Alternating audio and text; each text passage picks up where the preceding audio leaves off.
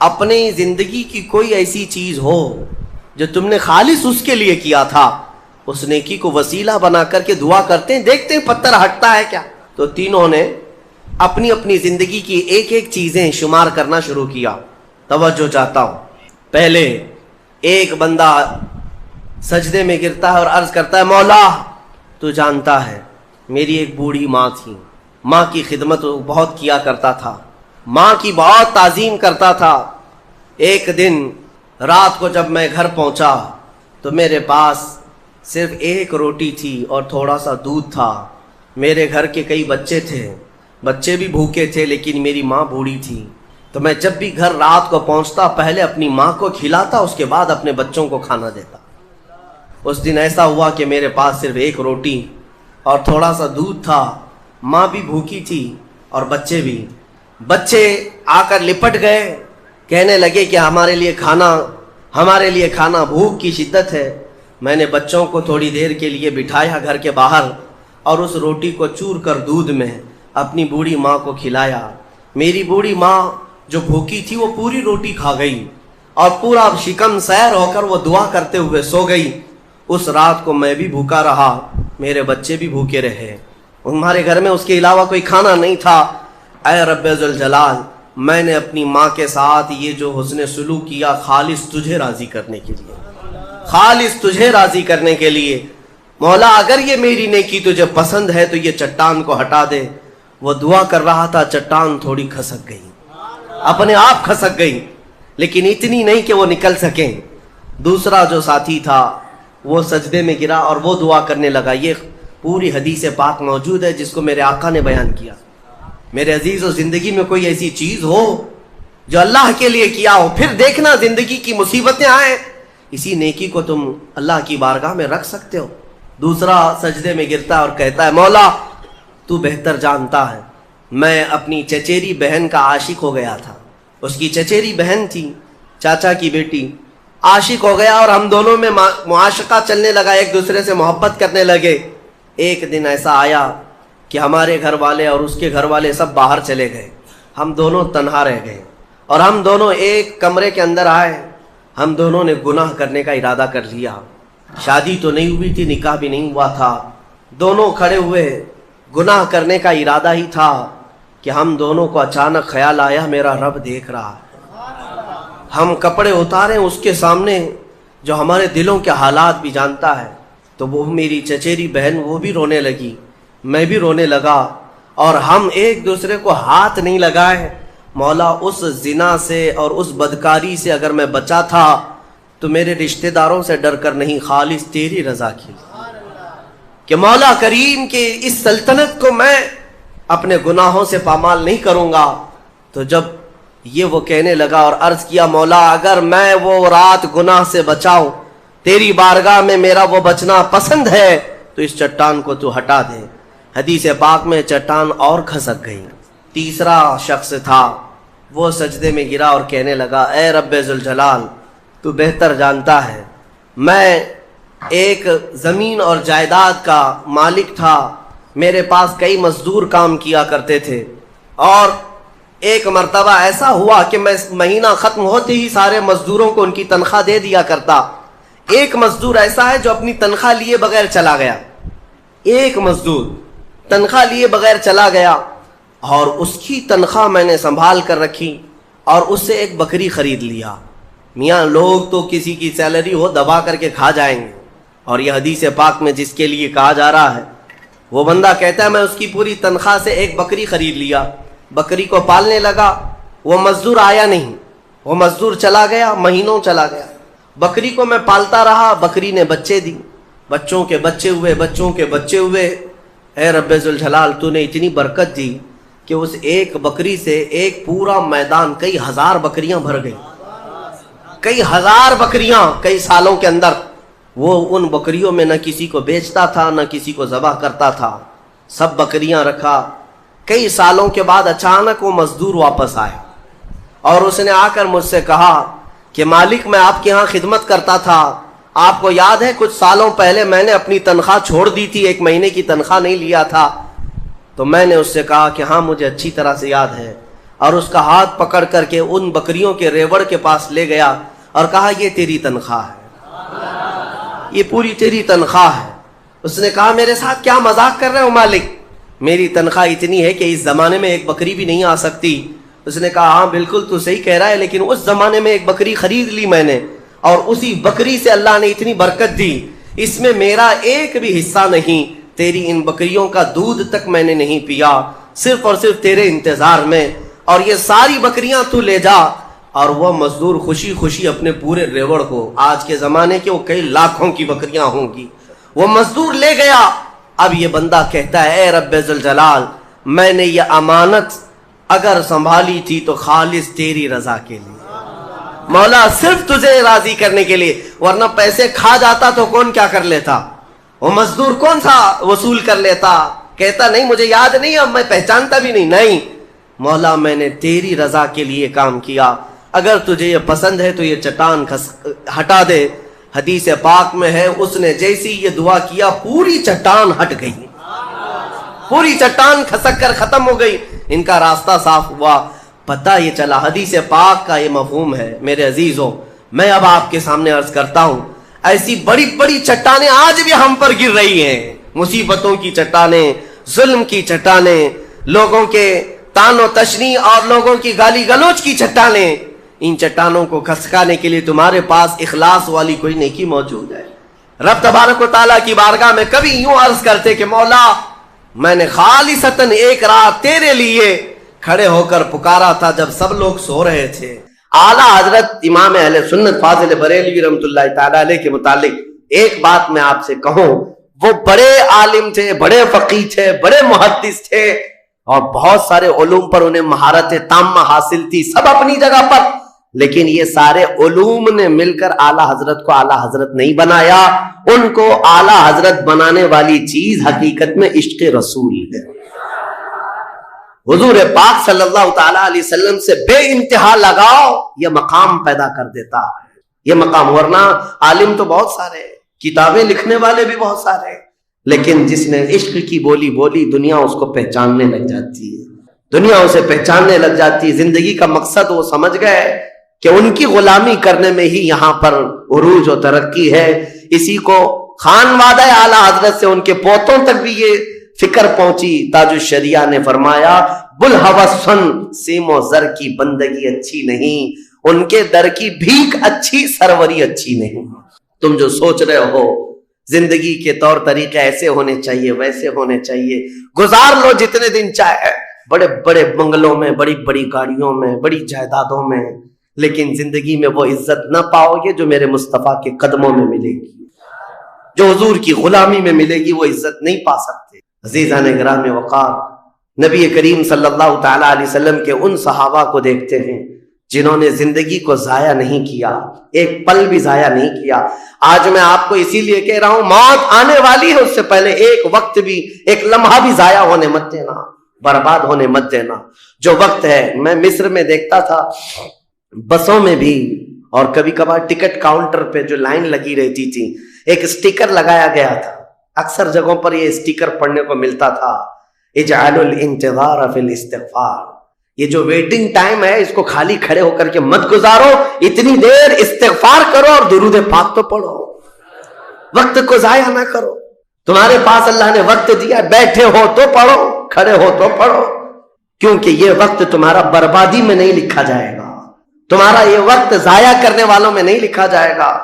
عزیزان گرامی وقار، آپ کو میں ایک بات بتا دوں، جن لوگوں نے اپنی زندگیوں میں بڑے بڑے محلات بنائے، آج ان کے لیے بھی تاریخ ہے، مگر کس انداز سے، کس انداز سے۔ آج دنیا نے آپ کو ایسے ڈائیورٹ کر رکھا ہے، جو کام ہونے کے تھے وہ نہیں کرنا ہے آپ کو، لا یعنی کاموں میں مصروف ہو گئے، جو چیز تمہارے حصے کی تھی نہیں اس پر انرجی خرچہ کرتے رہ گئے، اور جو چیز تمہارے کام کی تھی اس کو تو بھول ہی گئے۔ آپ کو میں ایک بات بتا دوں، ہو سکتا ہے شاہ جہاں نے تاج محل بنایا، اور پھر بادشاہ قطب الدین کے زمانے کے نشانیاں موجود ہیں، لال قلعے بن گئے، قطب مینار بن گیا، بڑی بڑی عمارتیں ہیں، لوگ اوپر سے نیچے دیکھنے کے لیے آتے ہیں، لیکن میں یہ کہتا ہوں یہ کوئی کمال کی چیزیں تھی نہیں، کمال کی چیزیں تھی نہیں۔ لاکھوں لوگوں کی محنتیں بھی لگی، پیسہ بھی لگا اور بڑی عمارتیں کھڑی کر کے چلے گئے. ہزاروں کی تعداد میں تاج محل میں لوگ جاتے ہوں گے. تاریخ تو لوگوں کو تھوڑی بہت تو پتا ہوگی کہ اپنی بیگم کی محبت میں بنایا ہوا ایک محل ہے اور بیگم کی قبر بھی وہاں ہے، لیکن جانے والے کبھی کسی کو سنا ہی نہیں کہ ایک فاتحہ بھی کوئی پڑھتا ہوا نظر آتا ہے. وہ تو پکنک پوائنٹ ہے، ٹورسٹ ایریا ہے، جائے دیکھے آئے. لیکن میرے عزیزو، یہ بڑے بڑے محلات اپنی ناموری کے لیے بنا کر تو چلے گئے، لیکن آؤ بریلی شریف کی سرزمین پر ایک مدرسہ جو اعلی حضرت نے بنایا، مبارک پور کی سرزمین پر جامعہ اشرفیہ جو حضور حافظ ملت نے بنایا، یہ عمارتیں آج بھی دعوت دے رہی ہیں. ایک دو نہیں، ہر سال ہزاروں کی تعداد میں عالم اور مفتی وہاں سے نکلا کرتے ہیں. یہ کام کی چیزیں تھی جو بزرگوں نے کر دیا کہ امت کو ایسا کچھ دے جاؤ کہ وہاں سے آنے والا کچھ فیض اٹھا کر کے جائے. تاج محل لے کر کے کیا کرنا ہے؟ پیسے کمانا ہے یا ٹورسٹ ایریا بنانا ہے؟ لیکن ایک ایسا ادارہ جس میں پڑھ کر کے دنیا روشن ہوتی اور آخرت بھی روشن ہوتی. ہم سنیوں کہ ہاں یہ چیزوں کی ضرورت تھی، ہمیں لا یعنی چیزوں میں مصروف کر دیا گیا ہے. میں اب تو آپ کو پتہ ہی ہوگا، مجھے تو جلسوں والا آدمی بنا دیا گیا، جہاں دیکھو پروگرام جلسے. میں اصل میں جلسوں والا آدمی تھا ہی نہیں. میں فیلڈ ورک کرنا پسند کرتا ہوں، کسی علاقے میں رہ کر کے قرآن کی تفسیر کرنا اور لوگوں کے درمیان رہنا. لیکن مسلسل سفر کا ایک تجربہ میں آپ کو بتا رہا ہوں. ہوں گے یہاں پر بھی بہار بنگال والے، سب ہوں گے، بہار والے، بنگال والے، جھارکھنڈ والے اتنے جلسے کرتے ہیں. 365 دن بھی اگر ان کو تاریخ دی جائے تو بھی کم ہے. ایک اینالائز کرنے والے بہار کے رپورٹر ہیں، انہوں نے رپورٹ لا کر کے ہمارے سامنے بتائی کہ حضرت 2022 میں اسٹیٹ آف بہار میں 4000 جلسے ہوئے. 4000 جلسے. میں ان کا مخالف نہیں ہوں، لیکن ایک فکر آپ کو بتا رہا ہوں. 4000 جلسے، جن میں سے ہر جلسے کا کم سے کم خرچہ 5 لاکھ روپے. اس سے کم خرچہ کرتے نہیں. 6 مہینے چندہ کرتے ہیں، اس کے بعد بڑا جلسہ کرتے ہیں. کیلکولیشن کر کے دیکھا گیا تو سال میں 2000 کروڑ روپے خرچہ ہوئے. 2000 کروڑ روپے. میرے عزیزوں، ٹھیک ہے یہ سب اپنی جگہ پر، لیکن پورے اسٹیٹ پر گھوم کر کے دیکھیں تو مسلمانوں کے نام کی ایک یونیورسٹی بھی نہیں ہے، کوئی ایک بڑا ادارہ نہیں قائم کر سکے. 2000 کروڑ کی بھاری رقم سال بھر خرچ کرنے والا غریب اسٹیٹ جس کو لوگ سمجھتے ہیں. میرے عزیزوں، میں یہ بات اس لیے عرض کر رہا ہوں، جن چیزوں میں تمہارا ذہن الجھ گیا یہ وہ تمہارے کام کی نہیں تھی. اعلیٰ حضرت نے بہت پہلے فرمایا تھا، یہ دنیا کا حال یہ ہے، شہد دکھائے زہر پلائے. یہاں پر چکا چوند دکھنے والی چیزیں وہ تمہارے حق کی نہیں ہے. اور ممبئی والے کیا کرتے ہیں؟ وہ تو بہار والے جلسوں میں ہیں. ممبئی والے کھچڑا کمپٹیشن کرتے ہیں. ہاں، اس محلے میں 51 دیگ بنی ہے تو ہمارے ہاں 60 دیگ بنے گی، 70 دیگ بنے گی. اور کھاتا کون ہے؟ جو پہلے سے کھائے ہوئے لوگ ہیں. دن بھر 5 ٹائم کھانے والے لوگ ہی کھچڑا کھا رہے ہیں. ثواب تو ان کے لیے تھا اس غریب کو کھلانے پر جس کے گھر میں ایک روٹی ہے تو دوسری روٹی نہیں ہے. کھلانا بالکل ثواب ہے. حدیثوں میں ملتا ہے کھلانے سے بڑھ کر کے ثواب نہیں ہے، پہنانے سے بڑھ کر. سرکار غوث پاک کا یہ فرمان بھی ہے، میں نے ساری نیکیوں کو الٹ پلٹ کر کے دیکھ لیا، رحمان کو 2 نیکیاں سب سے زیادہ پسند ہیں، ایک بھوکوں کو کھلانا، ننگوں کو پہنانا. یہ 2 چیزیں. لیکن یہاں پر کن لوگوں کو کھلایا جا رہا ہے؟ ہم ہی لوگ تو کھاتے ہیں. ہمارے گھر میں بھی کھانا بن رہا تھا، ایک دن سڑک پہ بنا لیا، انٹرٹینمنٹ کر رہے ہیں. اور اس پر آپ یہ نہ سمجھیں کہ میں ان تمام چیزوں کا مخالف ہوں. کرو، جتنی حیثیت ہے اتنی کرو، لیکن یہ نہیں ہے کہ ہمارا سارا کا سارا دار و مدار اسی پر ہے. سنیت اسی کا نام نہیں. ہونا تو یہ چاہیے تھا کہ ہمارے پاس ایسا مضبوط قلعہ ہوتا جو ہر زمانے میں میرے مصطفیٰ کی عزت پر پہرا دینے والے سپاہی وہاں پر تیار ہو رہے ہوتے. ہمارے پاس نہیں ہے ان تمام چیزوں کی. اس لیے مجھے درد ہوتا ہے اس بات کا کہ ہم نے جن چیزوں کے لیے اللہ تعالیٰ سے امانت لی تھی، ہمیں اللہ تعالیٰ نے نوازا تھا، وہ ہماری رقم بھی غلط جگہ جاتی، ہماری زندگی کا وقت بھی غلط جگہ جا رہا ہے. عزیزان گرامی وقار، ان سب چیزوں کا سوال ہوگا قیامت کے دن. ہم سے ہر چیز کا سوال ہوگا. اگر ہم نے وقت کو ضائع کیا ہے اور اپنا مال بھی غلط جگہ استعمال کیا ہے، ہر جگہ ہماری پکڑ ہوگی. ہماری پکڑ ہوگی. ایک ہفتہ قبل میں نے سنا، ہمارے چاہنے والے ہیں عزیز، انہوں نے کہا ایک درگاہ پہ گئے تھے، سنا ہے ایک بہت بڑے سیٹ ہیں، وہ 2.25 کروڑ کا صرف دروازہ بنا رہے ہیں اللہ کے ولیوں کے آستانوں پر. میرے عزیزوں، یہ اللہ کے وہ ولی ہیں، نہ تمہارے دروازے کے محتاج ہیں، نہ تمہاری چادر کے محتاج. ان کے انتقال کے بعد جو ان کو اللہ نے مقامات دیے وہ تم نہیں پہنچا سکتے. وہ تو اللہ تعالیٰ کے رحمت میں ہے جنہیں اللہ تعالیٰ جنت کے جوڑے پہنا چکا ہو، جن کے لیے جنت کی ہوائیں چل رہی ہوں. ان اولیاء کے مشن کو زندہ کرنا حقیقت میں ایصال ثواب. ان کے لیے سب سے بڑی نظر و نیاز یہی ہے. ماررہ مطہرہ میں حاضر تھا، بڑی خوشی ہوئی. صاحب سجادہ نے بڑھ کر کے یہ اعلان کیا تھا، آنے والے زائرین جتنے سنی آتے ہیں، ہم ان سب سے کہتے ہیں کہ ہمارے اولیاء جتنے یہاں آرام کر رہے ہیں، ان اولیاء کو جو چادریں ڈالنی تھی وہ ہم ڈال چکے. تمہاری طرف سے اب کسی چادر کے لانے کی ضرورت نہیں، اور اگر لانا ہی چاہتے ہو ایک دوپٹہ لے جاؤ اور غریب بہن کے سر پر اڑاؤ. یہ پیغامات تھے خانقاہوں کے. حقیقت میں یہی امت کا کام ہے. عزیزان گرامی وقار، لا یعنی کاموں میں پڑھ کر کے ہمارا وقت جو برباد ہوا اس کی تلافی مشکل ہے، بہت مشکل ہے. اس لیے میں صرف یہ میسج دینا چاہوں گا کہ زندگی کے اس پوائنٹ پر آج ہم آ چکے ہیں جہاں آندھیاں طوفان ہر طرح سے ایک بہت بڑی آزمائش میں ہم گرفتار ہیں. کن کن چیزوں کا علاج کیا جائے سمجھ میں نہیں آتا.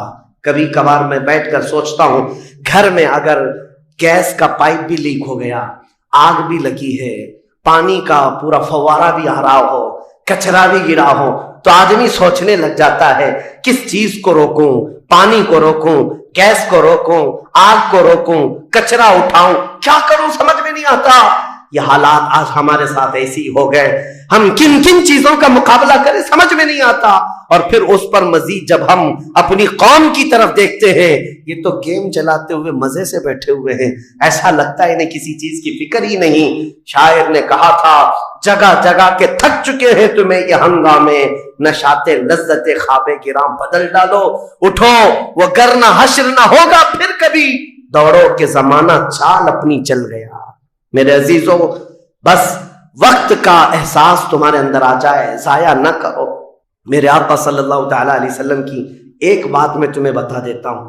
آپ یہ سوچتے ہیں بہت سارے نوجوان خالی فالتو اسی لیے بیٹھے ہوئے، میرے سٹیٹس کے مطابق کام نہیں ملتا، میرے سٹینڈرڈ کے مطابق مجھے کام نہیں ملتا، برباد کیے جا رہے ہیں اپنی زندگی اور لوگوں پر بوجھ بنے ہوئے ہیں. میں ان کے بارے میں بتاتا ہوں.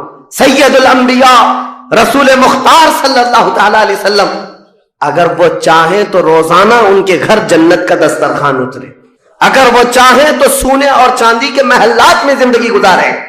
لیکن جانتے ہو نبی کریم صلی اللہ علیہ وسلم ایک دن سیدہ فاطمہ الزہرا کے گھر آئے، دیکھا حسنین کریمین تاک میں دبکے ہوئے بیٹھے، پیٹ پیٹ سے لگا ہوا ہے، آنکھیں اندر ہیں. حضرت فاطمہ بھی بیٹھی ہوئی، آواز کسی کی نہیں. حضور رحمت عالم صلی اللہ علیہ وسلم نے پوچھا، فاطمہ کیا حال ہے، گھر میں خاموشی کیوں ہے؟ سیدہ کائنات نے کہا، ابا جان پچھلے 4 دن سے ہمارے گھر میں کوئی کھانا نہیں. حضور پاک صلی اللہ تعالیٰ علیہ وسلم نے یہ نہیں فرمایا کہ ابھی بلاتا ہوں جبرائیل کو، ابھی دسترخوان لاؤ، ابھی میرے گھر کے کھانے کے انتظامات کرو. چاہتے تو حضور آرڈر دے دیتے، ساری نعمتیں آ جاتی، لیکن حضور نے کیا فرمایا سنو. فاطمہ الزہرا سلام اللہ علیہا سے کہتے، فاطمہ انتظار کرو، تمہارا بابا جائے گا. یعنی خود اپنے بارے میں کہتے، میں جاتا ہوں، دیکھتا ہوں کوئی مزدوری مل جائے، میں کام کر کے اپنے بچوں کو کھانا لے کر کے آؤں گا، کام کر کے کھانا لاؤں گا، مانگ کر کے نہیں. حضور رحمت عالم صلی اللہ تعالیٰ علیہ وسلم جو سید الانبیاء ہیں، جن کے قدموں کا بوسہ جبرائیل امین لیتے ہو، وہ چل کر کے مدینے کے باہر آئے. گرمی کی تپش الگ ہے، دھوپ ہے، باہر آئے. ایک باغیچہ تھا جس میں مالی کام کر رہا تھا، باغبان. حضور رحمت عالم صلی اللہ علیہ وسلم اس کے پاس جا کر پوچھتے ہیں، تیرے باغیچے میں کوئی کام کرنے کے لیے ہے، کام مل سکتا ہے؟ اس نے کہا ہاں کام مل سکتا ہے، آؤ میرے باغیچے میں کنواں ہے، ڈول ڈالو، پانی اٹھاؤ، ایک درخت کو پانی ڈال دینا، بدلے میں 2 کھجوریں دوں گا، اجرت صرف 2 کھجوریں. رسول رحمت صلی اللہ تعالیٰ علیہ وسلم فرماتے ہیں مجھے منظور ہے. گئے اور جا کر اپنے ہاتھ سے رسی لے کر ڈول کنویں میں ڈالا. پانی کھینچتے تھے، جب ڈول بھر کر آتا اپنے کندھے پر اٹھاتے اور درخت پر لے جا کر پانی ڈال کر آتے. ایک درخت پر ایک مٹکا، ایک ڈول پانی ڈالا تو مالک نے 2 کھجوریں دی، باغیچے کے مالی نے 2 کھجوریں دی. دوسرا ڈول اٹھایا، پھر کھجوریں ملی. تیسرا ڈول اٹھایا، 6 کھجوریں لی. چوتھا ڈول حضور نے ڈالا تھا کہ رسی ٹوٹ گئی، ڈول کنویں میں گر گیا. باغیچے کا مالک یہ دیکھتا ہے، وہ پہچانتا نہیں تھا. غصے میں آتے ہی سیدھے حضور پر ہاتھ اٹھا دیا، کہا کہ تمہیں کام نہیں آتا، میری رسی توڑ دیا. رسول کریم صلی اللہ تعالیٰ علیہ وسلم نے پلٹ کر کچھ نہیں کہا. وہ رحمت عالم صلی اللہ تعالیٰ علیہ وسلم تھے. وہ 6 کھجوریں لے کر کے واپس مدینے آئے. کہا فاطمہ کہاں ہیں بچے، کہاں ہے؟ یہی 6 کھجوریں حضور نے لا کر اپنے منہ سے چبا کر ان بچوں کے منہ میں ڈالا اور کہا آج تک روئے زمین پر کوئی نبی ایسا نہیں آیا. 1,24,000 کم و بیش نبیوں میں ہر نبی نے اپنے ہاتھوں کی کمائی کھائی ہے، اپنے عمل کی کمائی کھائی ہے. رحمت عالم صلی اللہ تعالی علیہ وسلم نے جب وہ مالک کل ہے، بلکہ جنت کی چابیوں کے مالک، ساری زمینوں کے خزانوں کے مالک، کل جہاں ملک اور جو کی روٹی غذا، اس شکم کی قناعت پہ لاکھوں سلام. وہ لمبے لمبے ہاتھوں سے بھیک دینے والے آقا، سب کچھ ہونے کے باوجود اگر کسی ایک باغیچے میں ڈول اٹھا کر پانی بھرتے ہو تو اسی لیے نہیں کہ ان کے ہاں کوئی مجبوری تھی، بلکہ امت کو یہ درس دینا تھا. اے امت کے غیور نوجوانوں، تم کبھی خالی نہ بیٹھنا، مجھے دیکھنا اور عمل کرتے رہنا، اور اللہ تعالیٰ تمہیں دروازے رزق کے ضرور کھولے. خالی بیٹھے ہوئے وقت برباد کرنے والے لوگوں کو میں اکثر یہ بات سناتا ہوں. اے میرے عزیزوں، مسلمان محلوں میں جہاں سے بھی گزرو حال یہی ہے، حال یہی ہے. رات کو 4 بجے تک ان کے ہاں روشنیاں، کس بات کے لیے؟ میاں کیا فکر ہو رہی ہے؟ کس بات کی یہاں میٹنگ چل رہی ہے؟ چرچے کس بات کے؟ امت کی تباہی کے چرچے کس بات کے؟ گپیں لگ رہی ہوتی ہیں، کچھ نہیں. ان دوسری قوموں کو دیکھو جو فجر سے پہلے اٹھ کر کاموں پر بھاگ جاتی ہیں، سورج ڈوبنے سے پہلے وہ گھروں پر آ جاتے ہیں. آج تمہارے اخلاق و کردار کسی اور نے لے لی، اڈاپٹ کر لیے، اور تم کو لوگوں کو ایسا چھوڑ دیا گیا بے قائد کے، بے قیادت کے. بہرحال میرے عزیزوں، بدلنا چاہیں تو آج بھی ہم بدل سکتے ہیں. صرف ایک نقطہ ہے بدلنے کے لیے، ایک نقطہ ہے. میری باتیں چھوڑ دو، مقررین کو سنتے ہو سکتا ہے لوگ یہ کہتے ہیں مولانا لوگ ایسا بولتے ہیں ویسا بولتے ہیں، تمہاری فکریں سب اپنی جگہ پر. میرے عزیزوں، میں تو بہت نکما آدمی ہوں، میں تو ایک چھوٹا طالب علم بھی نہیں ہوں، جہالت میرے اندر بھی ہے، لیکن میں آپ کو یہ کہنا چاہتا ہوں اگر دل کے اندر ہلچل مچ سکتی ہے، انقلاب لانے کی فکر آ سکتی ہے، تو ادھر ادھر کی باتیں چھوڑو، آمینہ کے لال کی طرف دیکھو، حضور اکرم صلی اللہ تعالی علیہ وسلم کی طرف تمہارا دل متوجہ ہو گیا تو میں کہتا ہوں تمہاری دھڑکنیں تیز ہو جائیں گی، تم بدل لو گے اپنی زندگی کو، اور اس کے بعد ایک دن آئے گا پھر تم یہ پکار کر کہو گے جو بریلی والے نے کہا تھا، یا رسول اللہ دہن میں زبان تمہارے لیے، بدن میں ہے جان تمہارے لیے، ہم آئے یہاں تمہارے لیے، اٹھے بھی وہاں حضور کے لیے. جینے کا سلیقہ مل جائے گا، لیکن شرط صرف اتنی ہے. آج سے ایک وظیفہ دے کر کے جا رہا ہوں. جمعہ کو، پہلے بھی میں نے ایک بار کہا تھا، جب بھی جمعہ آئے گھر پر اب جاتے ہیں، گھروں میں اچھا کھانا بنتا ہے، میرے عزیزوں اپنے بچوں کو لے لو، بیٹھ جاؤ دسترخوان پر، لیکن گھر میں یہ قانون لگا دینا، بیوی بھی بیٹھے، ماں بھی بیٹھے، بہن بھی بیٹھے، بچے بھی بیٹھے، جس کے گھر میں جتنے لوگ ہو دسترخوان پر بیٹھے، اس وقت تک ہم لقمہ نہیں اٹھائیں گے جب تک 100 مرتبہ میرے مصطفیٰ پر درود نہ پڑھ لیں. حضور صلی اللہ تعالی علیہ وسلم کو یاد کرنے کا ماحول گھروں میں آ جائے، پھر دیکھنا زندگی کی بہاریں تم اپنی زندگی میں دیکھ لو گے.